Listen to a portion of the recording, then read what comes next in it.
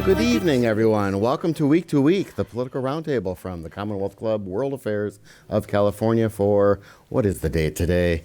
Monday, April 28th, 2025. I'm John Zipper. I'm your host for Week. I'm also the Vice President of Media and Editorial here at the Commonwealth Club. I don't know, did any of you see this news story? I was kind of caught on in social media today about how the Secretary of the Navy, John Phelan, posted a tweet commemorating Japan's attack on Pearl Harbor, which he said took place, quote, on the fateful day of June 7th, 1941. He later replaced that with the corrected date, of course, of December 7th. I'm not sure it was a mistake. I think there's some secret there. Something happened on June 7th, 1941. They're not telling us. We're almost at the 84th anniversary of it. So come back to Week in early June, and we will reveal what truly happened back then and why the government has buried it, okay? Well, with that behind us, let's meet our panelists for today.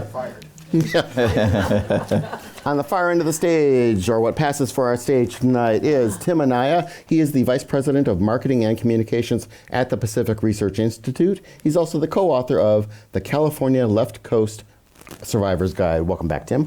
Thank you.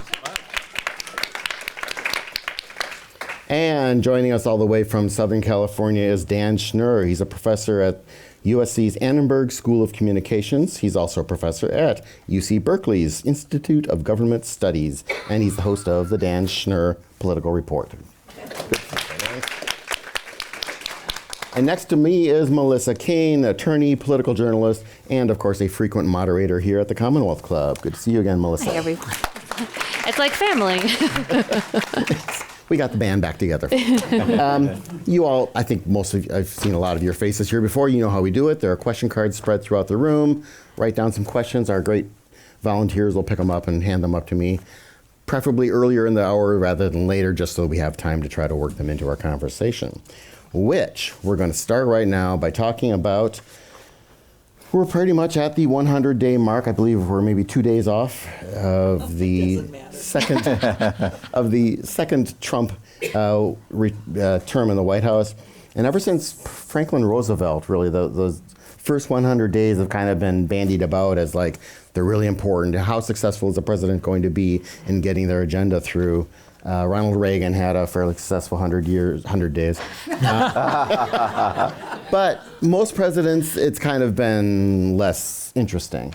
Well, these past 100 days have left people kind of mind-boggled by what has gone on as Trump has basically made these huge moves to both remake the federal government as well as our international arena. So let's spend some time talking about what's happened, what it means, and maybe what happens next. And I'm going to start with Dan. Give us your general take on the beginning of Trump's second term, and whether you think he's gaining momentum or has started to hit some resistance. Well, it seems like only 98 days ago when we were reading analyses from Washington observers at how much more orderly and how organized this Trump administration was than his first time in office. If you remember, there's a great deal of talk about how they spent a good deal of time during the intervening 4 years putting together a very precise agenda, that under Susie Wiles, the White House would be much better organized. And unlike in 2017, when Trump and the people around him were genuinely surprised, sort of scrambling from day one, that whether you happen to agree or disagree with his agenda, you would see a White House operating in a much more purposeful way. And that seems like only 98 days ago. That's obviously not the case. And that's an understatement. And I think what Trump understands, either intentionally or intuitively, is that unpredictability makes for good television. Now, if you go back, long before he ever ran for office, if you go back to The Art of the Deal, his first ghostwritten autobiography, and he said in it, very specifically, he said, "I would prefer to get unfavorable media attention than none at all. Right. And he lays out his strategy for this. He said, because if people are talking about me in an unfavorable way, I'm better positioned to shift that into favorable attention than I am to not be getting any attention at all and try to get people to pay attention to me. So over the years, long before running for office, long before The Apprentice, back in the New York 1, page 6 New York media days, he understood that controversy and conflict and unpredictability drew him attention. I think even though he is being told today by his Secretary of the Treasury, among others, that unpredictability is not necessarily what the markets or the investment community looks for, this is who he is. And you can understand, because it has elected him president, depending on how you define elected, 1 or 2 or 3 of the last 3 elections. And so I think it's just difficult for him on instinct to give up on that penchant for unpredictability. And even if in his head he knows that it may be leading to less desirable substantive outcomes from his perspective, the attention and the intrigue keeps drawing him in that direction. And not the end result, but the 98-day result, if you look at the New York Times and the Washington Post and the Associated Press NRC polls that all came out over the weekend, that his favorable ratings have dropped very precipitously, not over 98 days, but just in the last couple weeks as the debate over tariffs and uncertainty over the economy has picked up. The odd thing, and I think there are people in here who have mixed opinions about it is at least partially within his power to correct that. But from his perspective, the unpredictability and the attention that comes with it does seem to be the primary driving force. Okay. Tim and I agree with all that Dan said there. In kind of looking at it from my vantage point, I think about something that I learned when I worked in the legislature. And our dear friend, former policy director for Assembly Republicans, Richard Mercer, and he would always tell me, whatever you're doing, whatever issue you're debating, process matters. And it may not be a winner for getting one more vote among the public or getting one more favorable media headline, but for achieving what you want to do. And so when I look at the first 100 days, I see, all the kind of chaos and the warp speed to try to let go of employees and have layoffs and downsize departments and various executive orders in various areas. And when you think about it and you say, and it's largely some of what happened in the first term, which is he got what he wanted.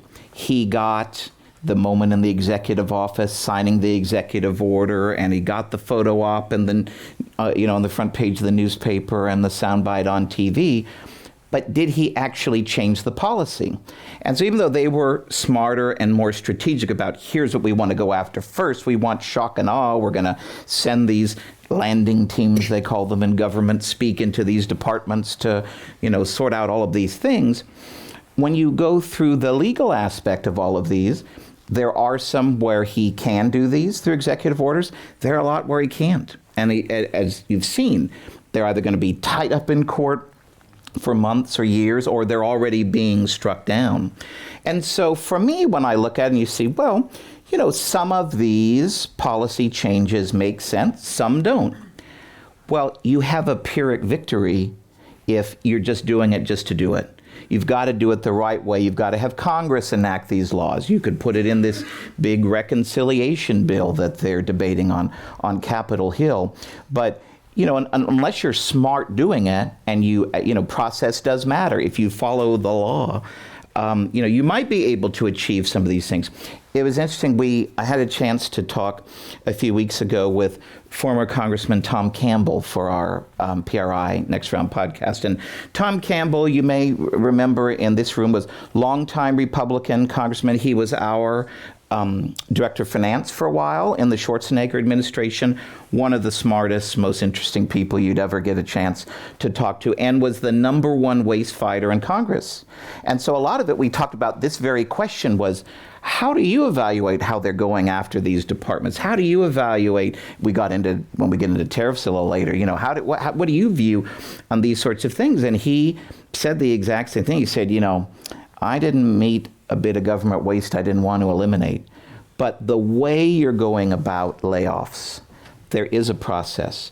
It pays. You need to be strategic and do your homework and do it the right way, because just going in and wholesale wiping out things may be penny wise and pound foolish, and may actually cause a lot more problems down the road that could actually increase the amount of money you have to spend cleaning up the damage. So when I think of these first 100 days and kind of how and I have no doubt that the second 100 days will be similar, that's what I think, is that process does matter. And if they really want to kind of remake the federal government in the way they want to go, they need to pay attention to, you got to do it right. Melissa King.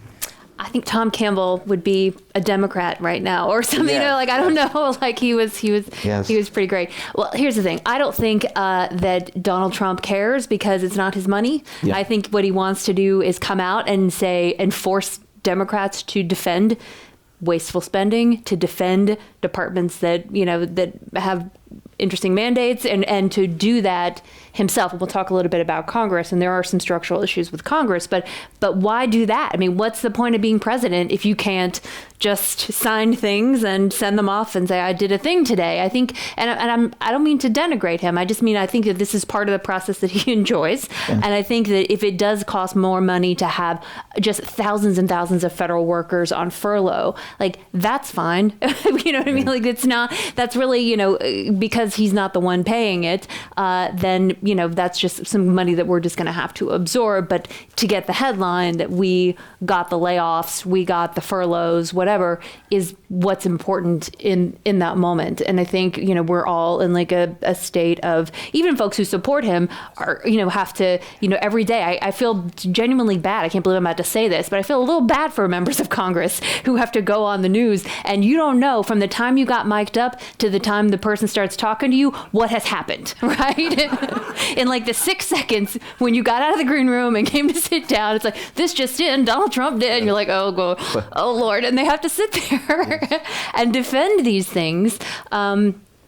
Also, this is not in any way to denigrate a Trump supporter. It is to say that even I think Trump supporters don't agree with all the things he's been doing and see that the uncertainty is bad for markets and pensions and other kinds of, the financial stability that a lot of folks were hoping for. I remember. Just real quick before we go on to the next question, I would just say to bring this all into one category, if you start with the premise, and I say this as neither a critic or a supporter, just an observer, if you start with the premise that the attention is more important to him than any particular ideological or policy goal, the rest of it sort of makes sense.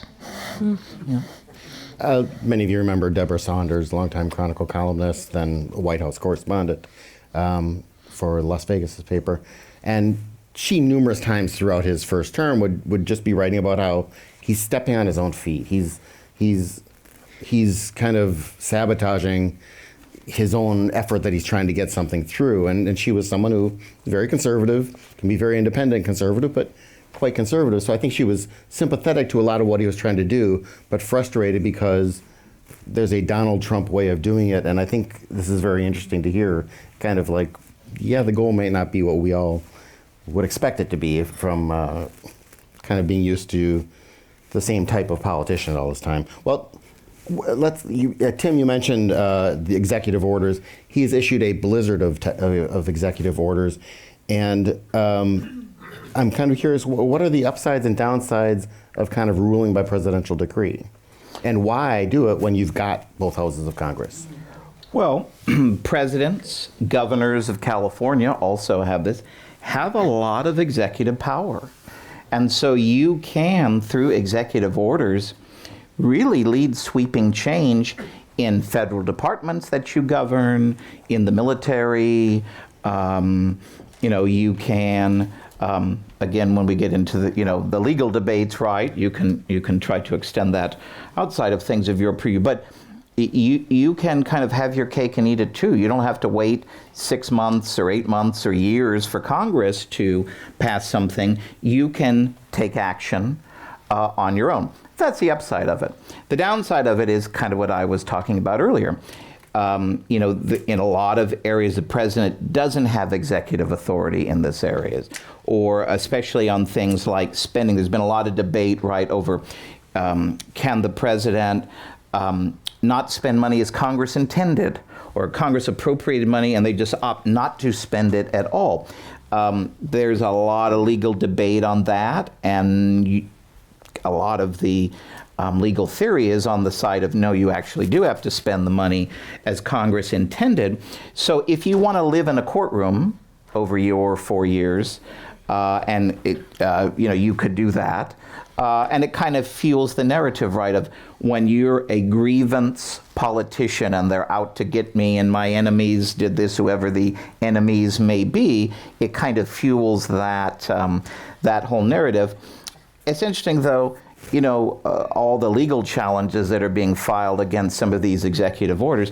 I'm going to shock you all when I say this, but, lawsuits are a very political thing, too, and it cuts both ways, right? So if you're Gavin Newsom or Rob Bonta, hey, you're leading the charge for your constituencies and you're making, whether there is a good legal case behind what you're doing. But President Trump wants some of these cases filed too, because they have a theory of, I believe I do have executive power to do this, and I want to invite a legal fight to confirm on the books, yes, I do. Melissa, in terms of the legality of presidential executive order versus having it go through the legislature, do they carry the same weight, like in these court challenges, or is an executive order considered lesser or something? It's lesser, and what basically 99% of the court fights are basically this issue, where Congress has, forgive me for an extended metaphor here, but Congress has sort of built a wall, and they've said, okay, and the president can do stuff inside this, picture a courtyard with a big wall all around it, and the president can sort of do what he wants in there, but if he sort of hits the wall, that's when the judges say, hey, stop, right? Like that, this is a limit that Congress has put on what you can do. Now, I'm accepting sort of military and national defense, but otherwise, basically, the president is just there to execute what Congress has told him to do. Now, over the years, Congress has deferred more and more to the president because Congress has just become completely dysfunctional. So they just keep like saying, "Oh, you guys fill it in," but that just results in more in a bigger courtyard, if you will. So what the president, basically 99 out of 100 of these cases are basically where the executive order is the president hitting the legal wall and the judge saying, no, you can't go any further. And sometimes you need to sort of hit the wall before you know where it is to get to Tim's point. But that's what the cases are about. And if there's a conflict, then the executive order loses. It can also, if y'all remember, it seems like 20 years ago, but when Joe Biden got into office, he spent the first 100 days repealing all of Donald Trump's prior executive orders. So you do get a whiplash effect. You grant it, easy come, easy go, I guess is how you would say it. And so it's very easy to repeal by your subsequent president. So although Biden did leave some interesting things intact, but that's what the legal question is what did Congress allow you to do, and are you exceeding it depending on what you're doing? Okay. Dan. Thank you for asking Melissa the legal question. I'll go back once again to attention. Is to sum up Tim's analysis, which I thought was excellent. The advantage of executive orders is that they're immediate. The downside of executive orders is that they're temporary. And if your goal is not policy or ideological change, but attention, it's perfect. Because you get to sign something, and people who agree with you applaud. And you're on television, and people argue back and forth about whether it was the right thing to do or not. And then if a couple years later it goes away, that's okay, because they've already had the conversation about you. The other question you posed, John, which I think is an important one, is you referenced a congressional majority, and we should be more precise about that. There's a Republican congressional majority, and that's not necessarily, at least not on every issue, a Trump majority. There are a number of House members from competitive districts who are very nervous about some of the steps the administration has taken. You're seeing this in the House right now, primarily on prospective cuts to Medicare and Medicaid. And you've seen it in the Senate on tariffs, where a small number of senators have already voted against, to rein in Trump on tariffs. And the White House staff understands that they cannot count on every Republican vote on every issue. So it's not an automatic.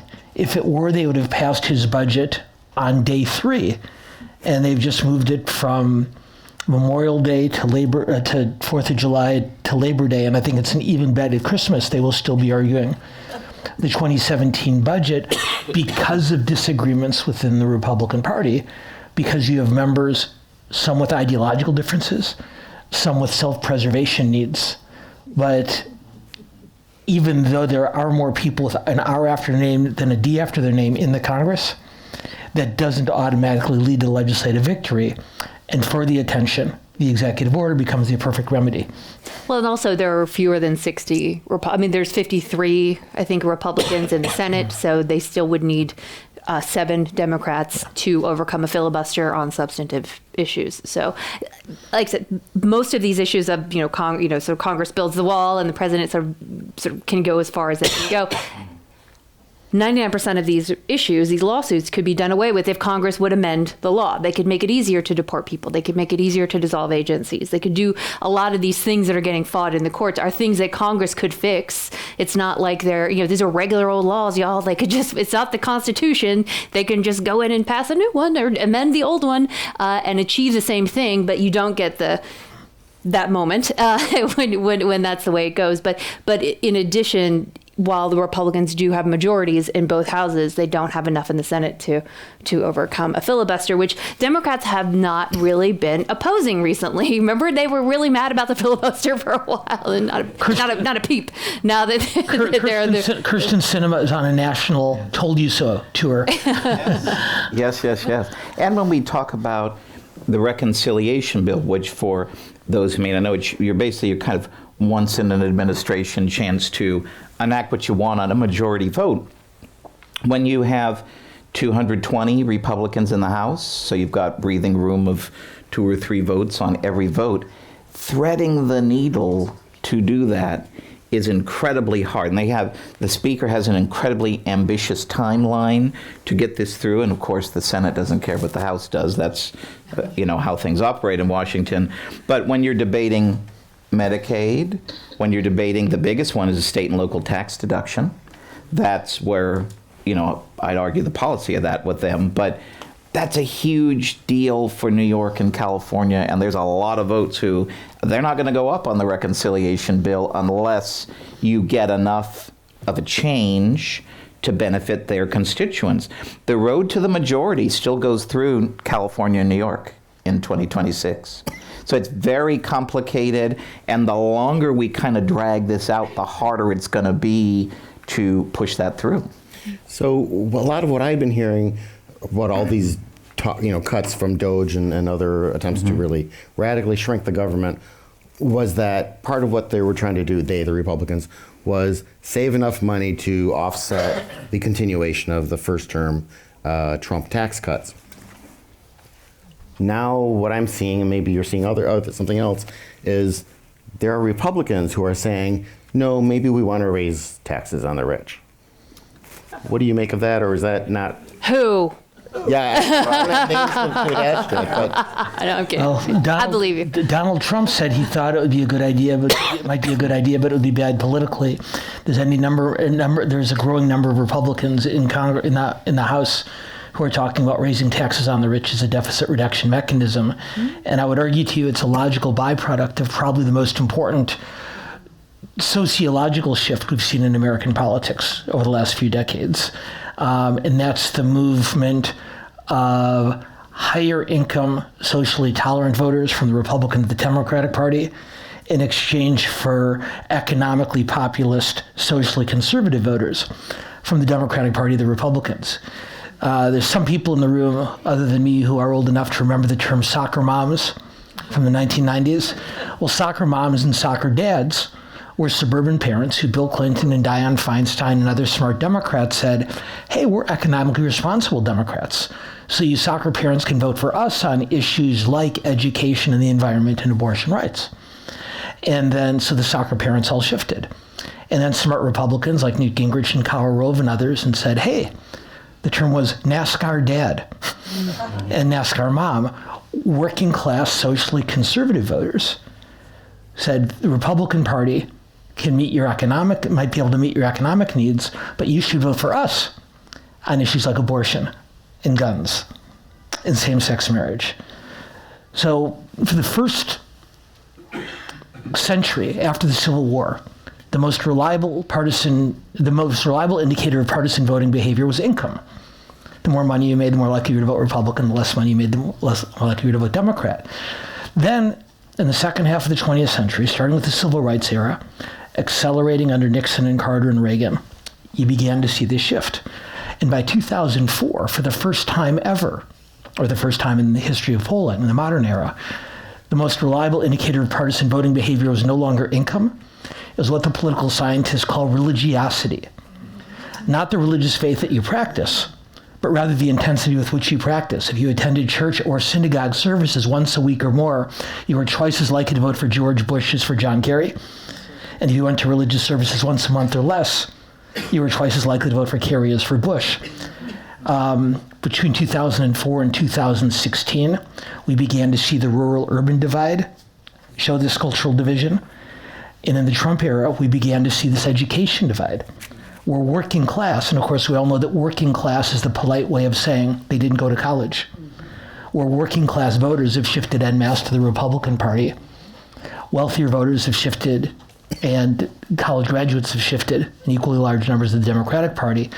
And so the logical outcome is that you're now beginning to see Republicans in the House of Representatives talking about raising taxes on those evil millionaires. Think of it as Steve Bannon versus Elon Musk. And those are the two legs of the Trump stool. And it's how you can avoid cuts to Social Security and Medicare and Medicaid as well. If that's your choice, then I don't know how you necessarily choose to cut. Well, let's move on to what I want to say maybe the cultural war aspect of this, or the anti-institutional aspect of the first 100 days. Since we're all sharing how old we are, some of you remember from, I think it was the 80s, when there was talk among some Reaganites about defunding the left. I just went to the 90s, old man. I didn't say anything about the 80s. Way back in the olden days, we had dial-up. Anyway, so in the past 100 days, 98 days, we have seen some real direct takes on whether it's the Kennedy Center or, more significantly, law firms or media organizations that have paid millions of dollars in order to settle lawsuits that, at least I've heard, they had a good chance of winning. And of course, we're now really seeing it at universities. Now with Harvard standing up, the Big Ten is kind of united, and they're saying they're standing up. And I think I just saw something else about some other elite universities that are kind of banding together to fight back. But starting with you, Melissa, what do you take about, or what's your take on that effort by Trump to, I don't want to say kind of Viktor Orban-esque, though that was what Anne Applebaum argued recently, that's what he's trying to do, right? Just kind of squeeze his opposition out of the public sphere. What's your take on that? It's a really long roundabout question, but. I think it's great. Thanks for the loaded question. Well, and I should say, so Anne Applebaum was being interviewed by Tim Miller on the Bulwark podcast, and what she was comparing what happened in Hungary to the United States, and she was saying the Trump administration, his team, are doing what Viktor Orban did, but what he did over years in Hungary, they've done really quickly here. Um, Well, look, first of all, these big law firms, I used to work at one, like they make billions of dollars a year and they charge extraordinary amounts of money for their time. So when Paul Weiss is like, we'll give you $100 million of free legal, that's like a month. Like it's nothing for these firms. Like they're fine. Like the big, crazy, wealthy law firms will be okay. So I'm not necessarily. I'm not sure people were shedding tears for the law firm. Yeah, I'm just saying, like, everyone's like, $100 million. It's Right. like, that's a couple of associates for a month or two. It's fine. So it's not, and I think people. It's been interesting. I think one of the things that is achieved when I sort of think about the people who I know at the hair salon, places like that, that they didn't know we gave so much money to colleges with multi-billion-dollar endowments. Yeah. And I think to some degree it is, by going after, I don't think he really thinks that he's going to defund Harvard. I think that maybe I'm not saying nothing bad is going to happen, but I am saying that to some degree this is to draw attention to the issue. And it's not an issue that a lot of people have wanted to talk about. This is something that I went back when I was in college a few years ago, that people were already talking about. Like, why are we giving federal money? Why do they have tax exempt status when you're sitting on a literal mountain of money? Why am I subsidizing this? And that is a good conversation, I think, to have. So I'm a little, I'm not ready to sort of sound the alarm just yet. I don't think that these are necessarily, things that are going to pass legal muster all the time. And even if they do, these are incredibly wealthy organizations that have been here long before Donald Trump and will be around long after Donald Trump. And so I'm confident that Harvard, with its $56 billion endowment, will find a way. Dan, you teach at 3 different wealthy universities. What's your take on this? That they don't share that wealth nearly as much as they should. So I would offer you this. We know that 37.7% of Americans over the age of 25 have a college degree. So before I fled to the ivory tower, I worked on political campaigns for many years. I worked on a lot of campaigns. I won a lot of elections. I never, ever won an election with 37.7% of the vote. And what the Trump administration is doing, in addition to the financial consequences, is very aware of the politics of it. That 60+% that didn't go to college is lining up with them against the 37% of most of us in this room who did. And I would say the biggest change that has taken place over the last generation is, for most of my lifetime, going to college was something aspirational for those who didn't. If I couldn't go, I would do everything I could to make sure my children or my grandchildren could go. And that has changed in the last decade. If you look at the poll numbers, the American public holds the institutions of higher education in this country in very great disdain. The unfavorable ratings for higher education among American voters are upside down in a way that had not been the case. And so instead of that 60+% looking at higher education as something to aspire to, they look at it as something to disdain. And Trump, or whoever's advising him on this, recognizes that picking a fight with Harvard is about as political a no-brainer and an easy political win as there is. So however this is resolved financially, he accrues tremendous political benefit with his base and a sizable percentage of swing voters by lining up with them against those Ivy League elites. And the same thing holds with these law firms. Melissa's tossing out these numbers casually, and we're laughing nervously. But there's a lot of people whose reaction would be much more anger than in humor. And most of those senior attorneys were part of the Bush-Romney Republican Party base. And as the Republican Party changed in the way I described a few minutes ago, all of a sudden, they're finding themselves as the object of the administration's anger, as opposed to as an ally. But once again, if you're the administration, this is a way of reassuring those reassuring angry, resentful working class voters that we're on your side, not on the side of those wealthy universities and attorneys.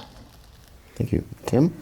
Yes, I remember great documentary on Netflix is the college admissions scandal documentary, and Stanford is prominently featured in this documentary. And there was I don't remember the particulars of who they were recruiting, but there was a massive donation sought for someone on the rowing team.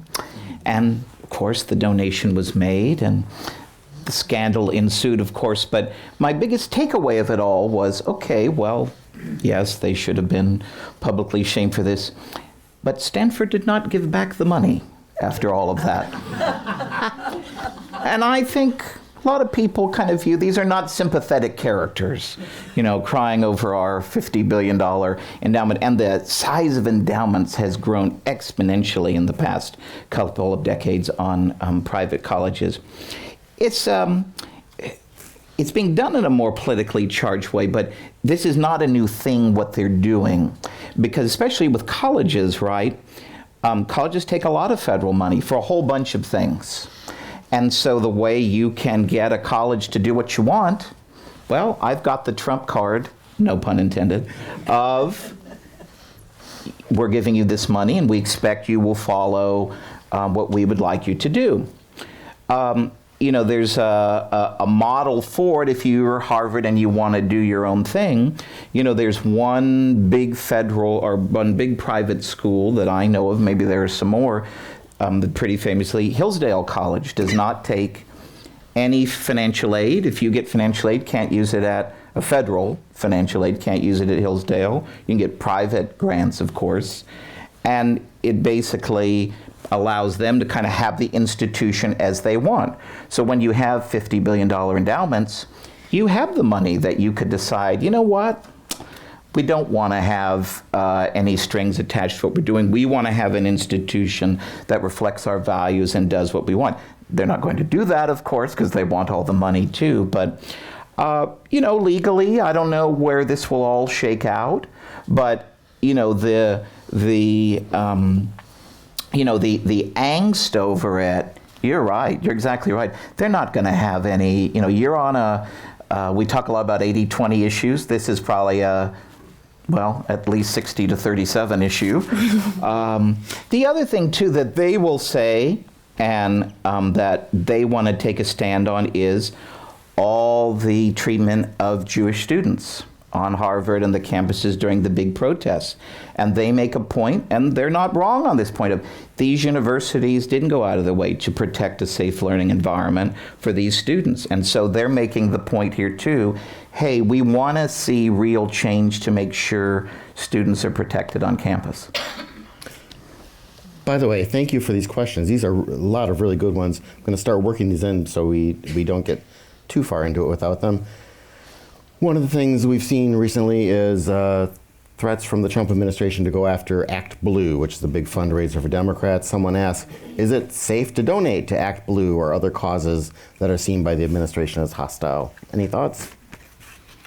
I have a friend who is in this kind of business. It's a very lucrative business to be the credit card processor for political campaigns. And Act Blue is the biggest on the left. There's WinRed on the right. And there's other platforms that you use. And he told me anecdotally, he processes both sides of the aisle. And he said they'd gotten inquiries from several Democratic campaigns using their service as a backup. Just for because if you're a candidate, you don't want to go 1 minute without having your please donate here platform available. I think it's safe because they quadrupled the amount of money they took in one day, the day it was announced. So obviously their platform is working.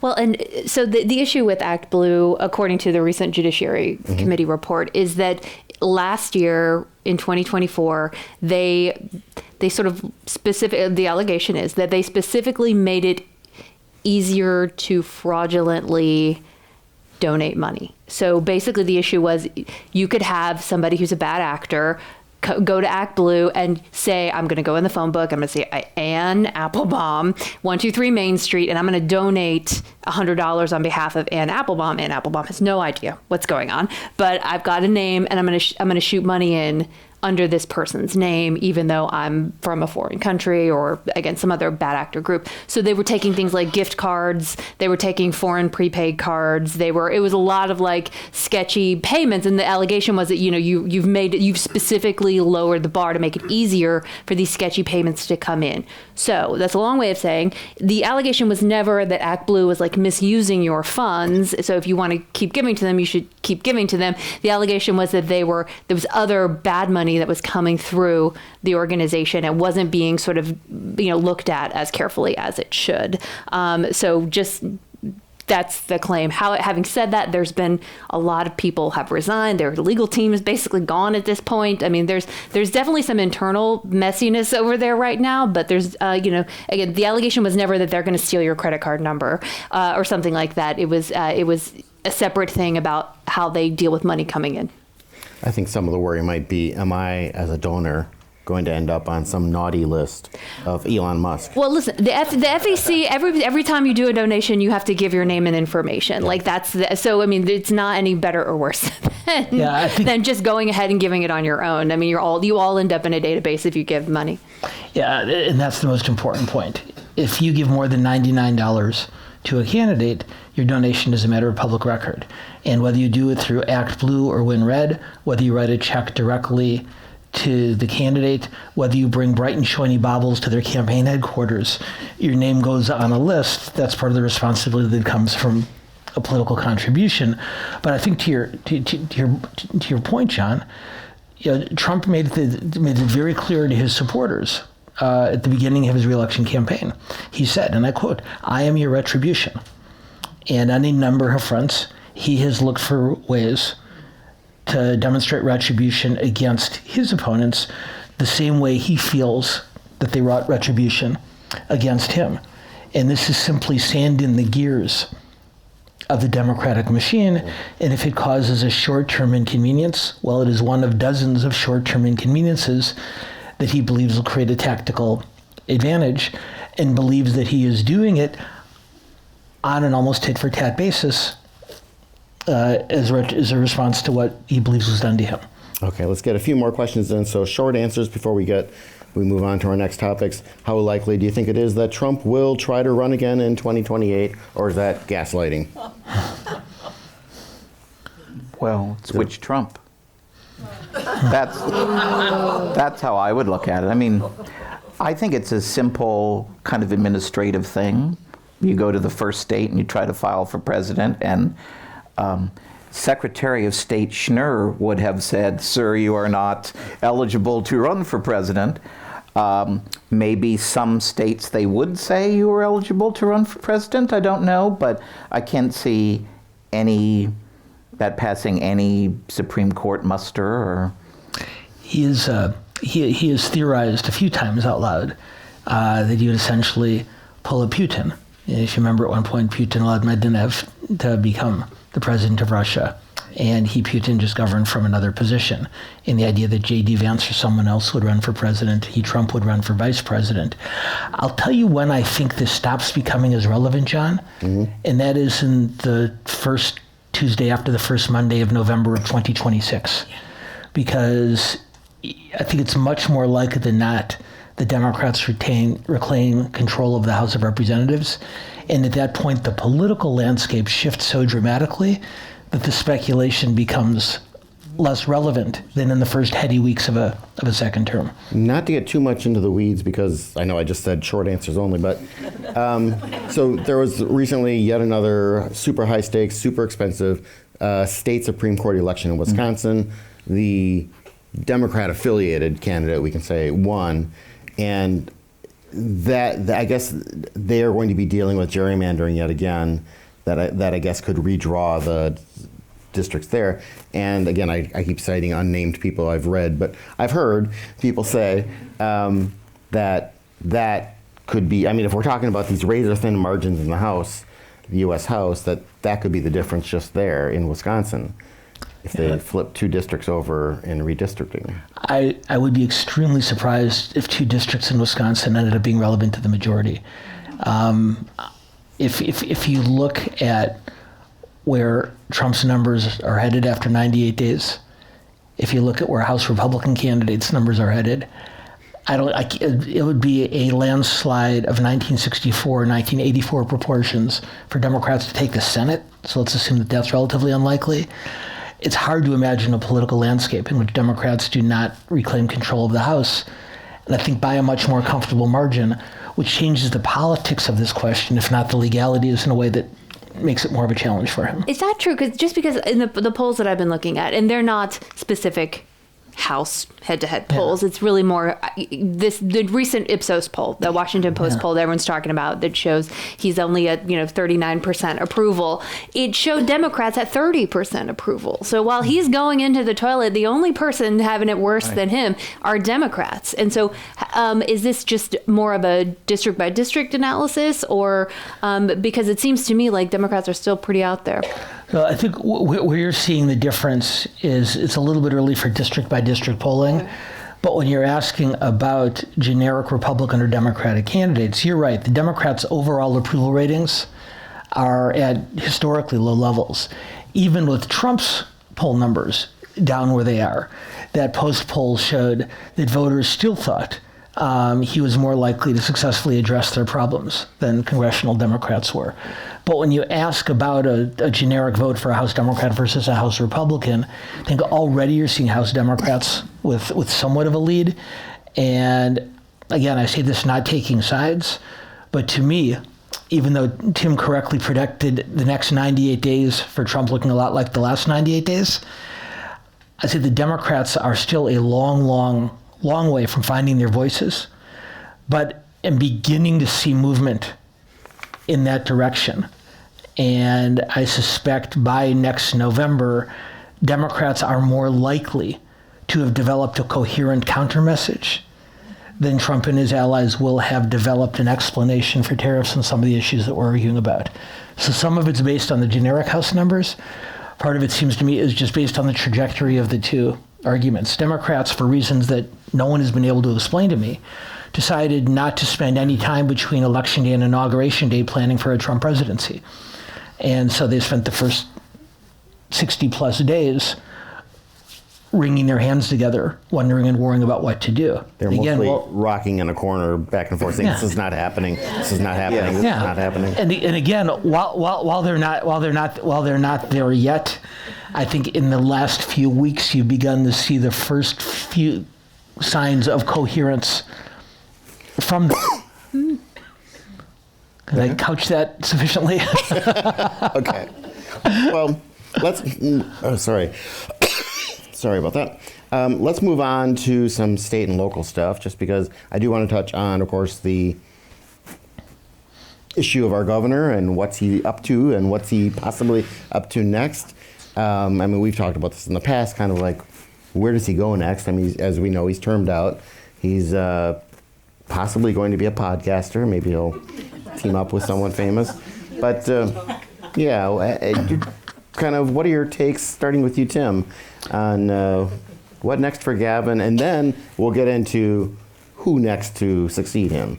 Yes. Well, the podcast is just, I mean, I just love that. I can't get enough of that whole thing. It's just... Says the Republican on the panel. Highly entertaining to watch, but it's really kind of I'll give a shameless plug, it's what I write about in my book.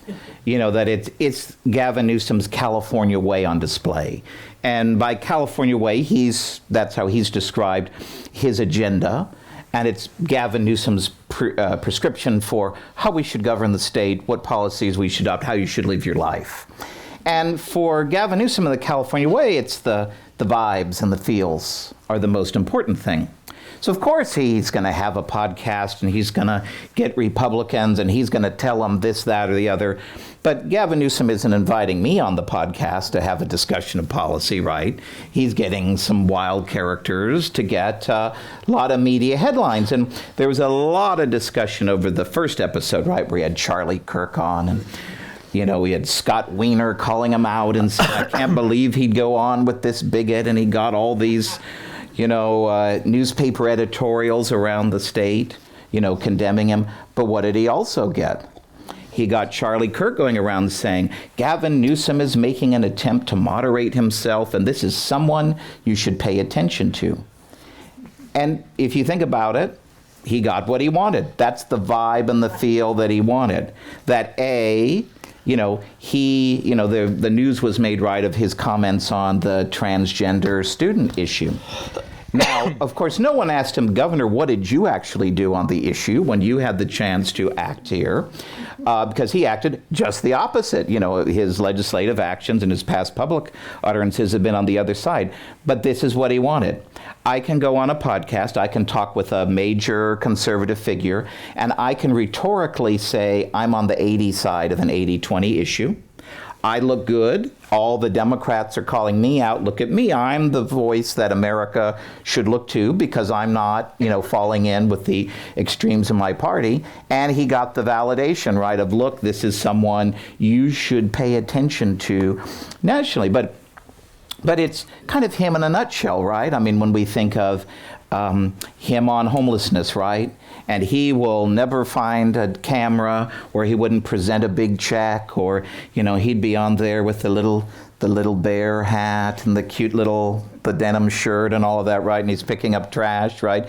All of that, no one's asking him, Governor, did any of that money you spent actually make a difference in reducing homelessness or helping people in need? Well, no. But that's not what matters. It's not the accomplishment, right? It's I was on TV and I made a difference here and look at me.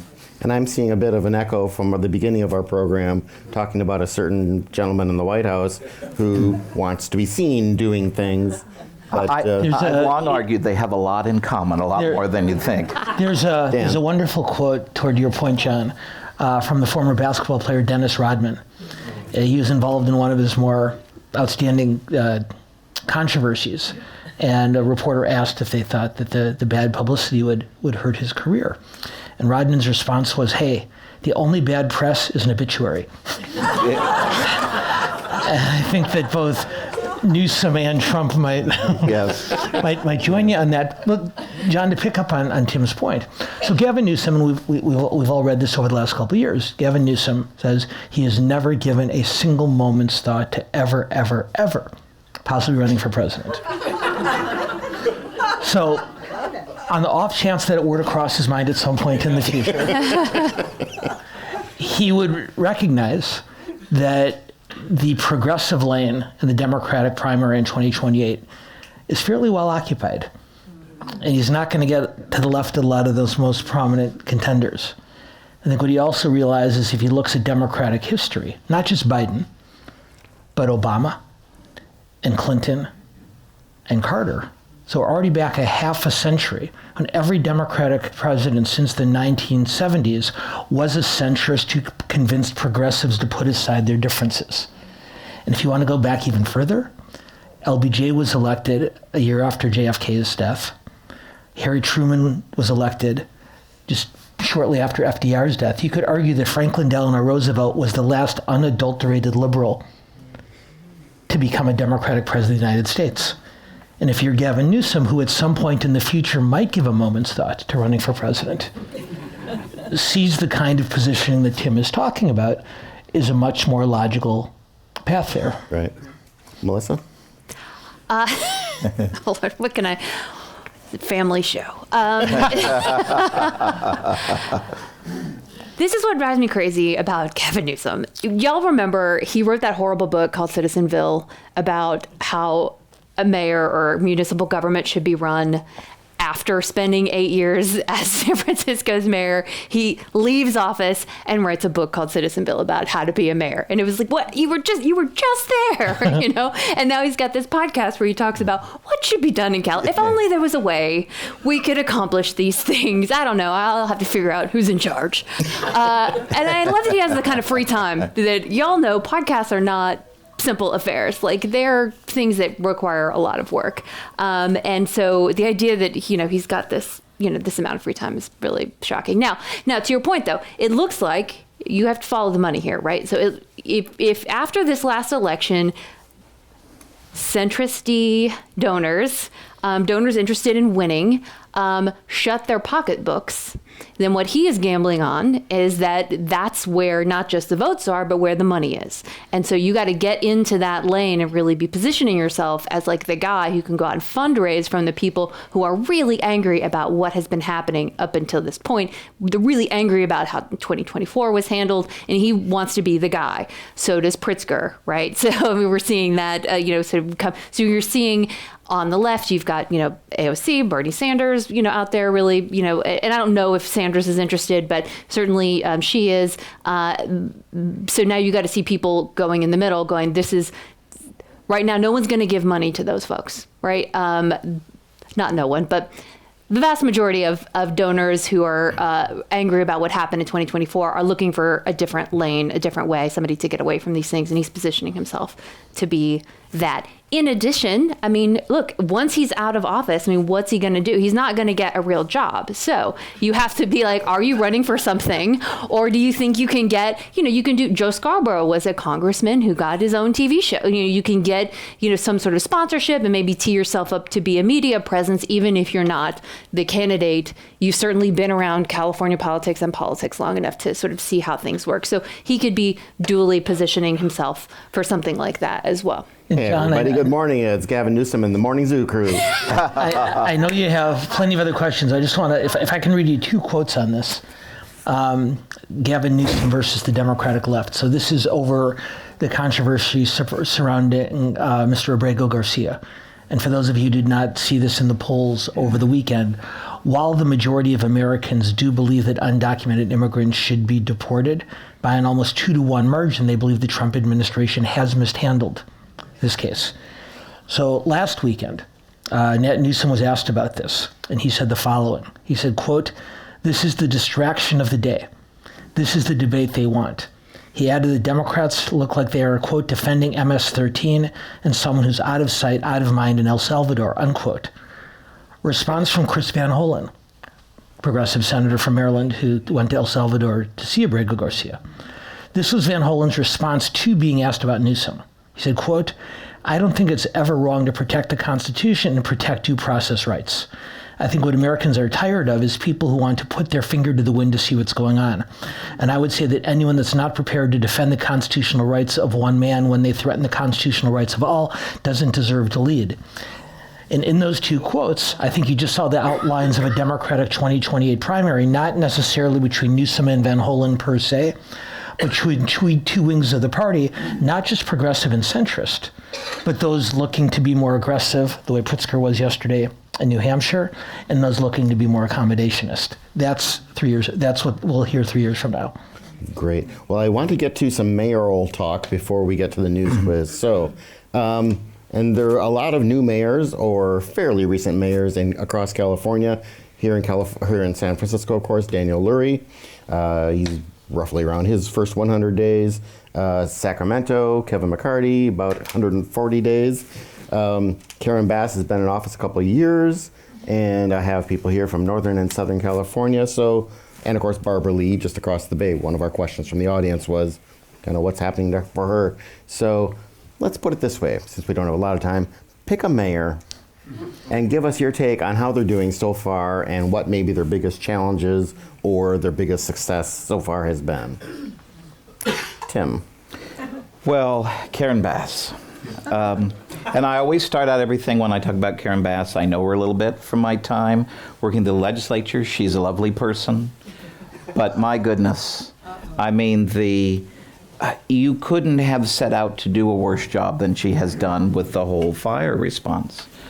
From the stare seen around the world, one just asked, well, why were you not here when we had an alert that we were going to have massive fire danger weather, to her run-in with Donald Trump, who Donald Trump won that exchange when she kind of went through all the, yes, I'm doing these things. And he said, Madam Mayor, I got to tell you, you got to do a lot more. You have a lot of executive power. Use it. People are in need.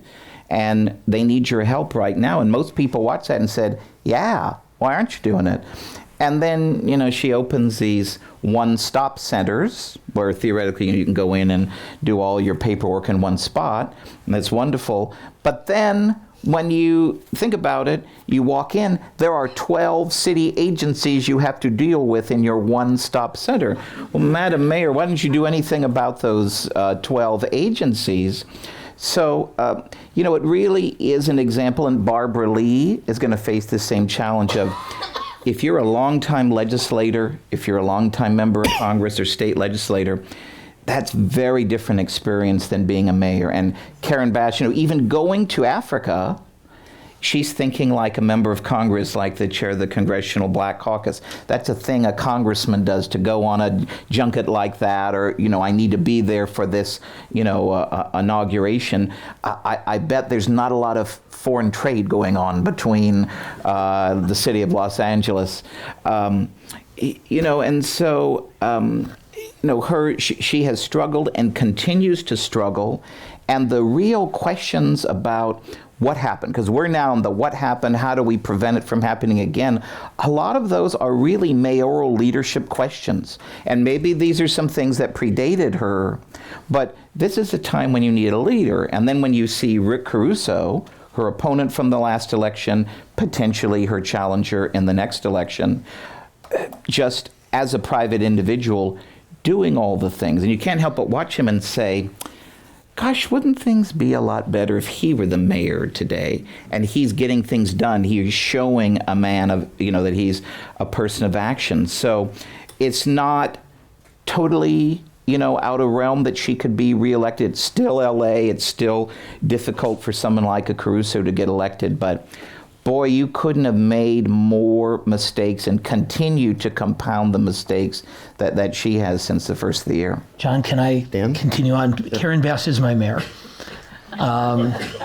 And my former house, I moved over a decade ago, my former house in Pacific Palisades no longer exists. So I'm a bit biased on this one, as you might guess. I'll broaden the conversation from just Bass, because she's an example, I think, of a broader dynamic. I would posit to you that there are two kinds of leaders in politics. There's executive leadership and there's legislative leadership. And it's almost impossible to be good at both. A legislative leader's greatest skill and greatest demand is internally facing. It's coalition building, it's getting stakeholders to work together. It's what Karen Bass did masterfully in Sacramento and in Washington, D.C. An executive leader, of course, is a sole proprietor as opposed to part of a group, and is more outward facing. The only person I've ever seen do both was Willie Brown, who actually was more of an executive leader as speaker than anyway, and mayor was a more natural position for him. But think about it, and I'm not suggesting for a moment that one is any better or worse than the other. You need both executive and legislative leaders. Nancy Pelosi was an incredibly talented legislative leader for decades. It's an open question whether she would have been nearly as effective an executive leader. Barack Obama was an executive leader. Joe Biden was a legislative leader, and that was something we saw when he became president. He tried to serve as an executive by legislating. Karen Bass, and this is my concern for Barbara Lee, both after many, many years with distinguished careers in legislative bodies, is now being asked to take on a fundamentally different role. And where Tim is exactly right is not just on the day of the fire when she had to rush back, but in the weeks after that. Gavin Newsom, our county supervisor, Lindsay Horvath, members of our city council, all stepped forward and talked to the public in a reassuring, inspiring, encouraging way. And Karen Bass, who's an incredibly skilled individual and who has a great deal to be proud of throughout an exemplary career, just couldn't do that because that's part of a different kind of skill set. And I think shifting from one of those types of leadership to another is always a dangerous task. We saw it with Biden. We're seeing it with Bass. It's unfortunate. Melissa, your last one. Well, so just two quick things. First, in Oakland, as we know, it's a sort of weak mayor system. There's not a lot she can do. There are no more teams to lose, so it'll be fine. She'll be fine. She'll be a good ambassador. Ron Dellums was her mentor. It'll be fine. She's she's a good spokesperson and will go out there sort of like a Libby Schaaf and sort of be somebody who can advocate for the city and sort of be front facing, even though internally as a mayor, there's not a whole lot you can do.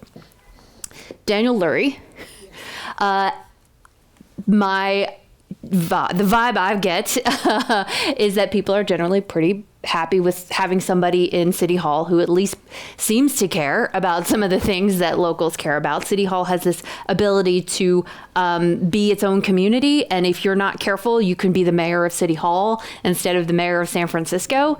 And he does seem to be someone who's listening outside and understands, like, the audience. Why is Ricky Gervais the best Golden Globes host, right? Because he understands the audience isn't the people in the room, it's the people at home watching, right? Like, you want someone who understands who the real audience is, and he seems to be at least doing that. Now, the real test is going to be, as you know, our legislative, our budgetary system starts at the end of June, beginning of July. So he's got to submit a budget. He has asked twice now for the departments to make the cuts they need to make. Some of them have, some of them have not. Some of them have asked for more money. So he's going to have to go in and cut on his own, basically, and submit the mayor's budget, essentially, which was going to contain some cuts that are really going to upset some folks in City Hall. And so that's going to be the first major test of his administration. But so far, at least having somebody out there who seems to care about the things that voters care about has been something people have, found to be a nice change. He appears to be an executive leader.